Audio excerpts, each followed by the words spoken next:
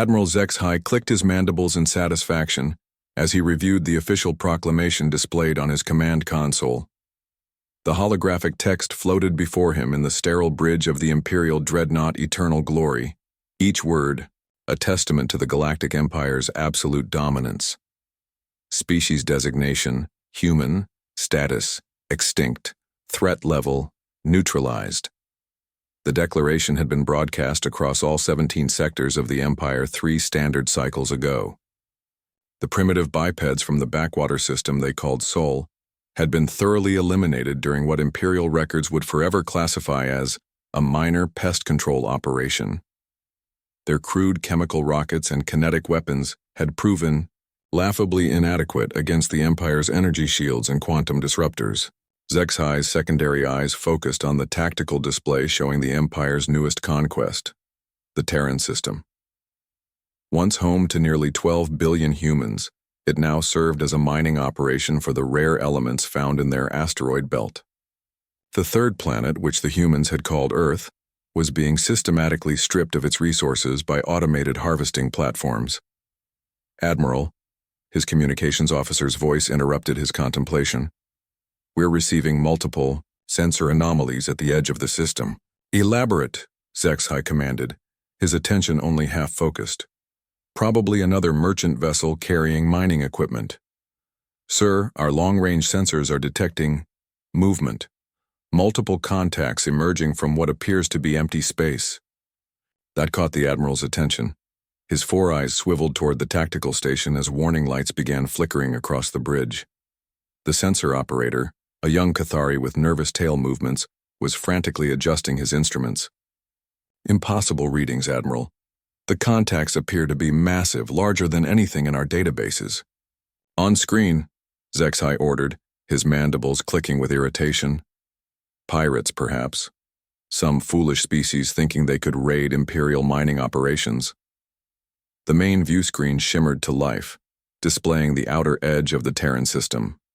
For several moments there was nothing but the usual scatter of distant stars and cosmic debris. Then space itself seemed to ripple, like the surface of a disturbed pond.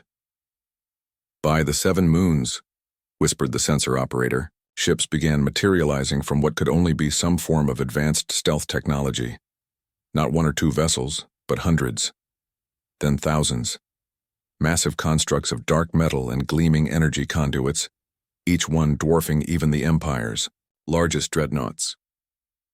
They moved with purpose, emerging from their concealment like predators awakening from slumber. How is this possible? Zexhai's voice carried a tremor he couldn't quite suppress. We eliminated every human installation, every ship, every... Admiral, the communications officer interrupted, his voice tight with fear. We're receiving a transmission. It's coming from the lead vessel. Impossible. We declared the humans extinct. Who could be? The view screen flickered, replacing the image of the approaching fleet with something that made Zexhai's blood freeze in his veins. A human face stared back at him, scarred, weathered, and very much alive. Behind the human, Zexhai could see others moving about what was clearly a military command center. Greetings, the human said, his voice carrying the weight of controlled fury. I am Admiral Sarah Chen, commander of the Terran Expeditionary Fleet. I believe you have something that belongs to us. This is impossible, Zexhai stammered. You're extinct. We destroyed your homeworld, your colonies, your entire... Our homeworld, Chen interrupted, her eyes never leaving his. Yes, you did destroy Earth, along with 12 billion of our people. What you didn't know, Admiral, is that humans have a peculiar trait. We prepare for the worst. The tactical display updated, showing the true scope of what they were facing. The human fleet wasn't just massive, it was beyond anything the Empire had ever encountered. Ship after ship continued to decloak, revealing weapon systems that seemed to bend space itself around them. You see, Chen continued, while you were cataloging our primitive technology and planning our extinction, we were building something you never detected. Deep space installations hidden in the void between systems, manufacturing complexes powered by artificial suns. We've had 3 years to grieve, Admiral. 3 years to build. 3 years to prepare for this moment. Warning klaxons began blaring across the Imperial fleet as the human vessels powered up weapons that registered energy outputs beyond their sensors' ability to measure. You wanted us extinct, Chen said, leaning forward in her command chair. Let us show you what extinction actually looks like. Wait, Zexai found his voice. The Empire controls 17 sectors, thousands of worlds. You cannot possibly. Admiral, Chen's voice cut through his protests like a plasma cutter through hull plating. You made one critical error in your assessment of humanity. You assumed that destroying our world would destroy our spirit. You thought that wiping out our homeworld would end our story. The human fleet began to move, their ships gliding through space with an elegance that seemed to mock the laws of physics. Energy readings spiked across every Imperial sensor array as weapon systems came online, weapons that seemed to harness forces the Empire had never seen before.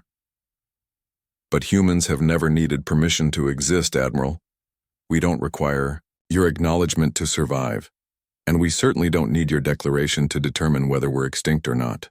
The first human ship fired, and Zexai watched in horror as an Imperial destroyer simply ceased to exist.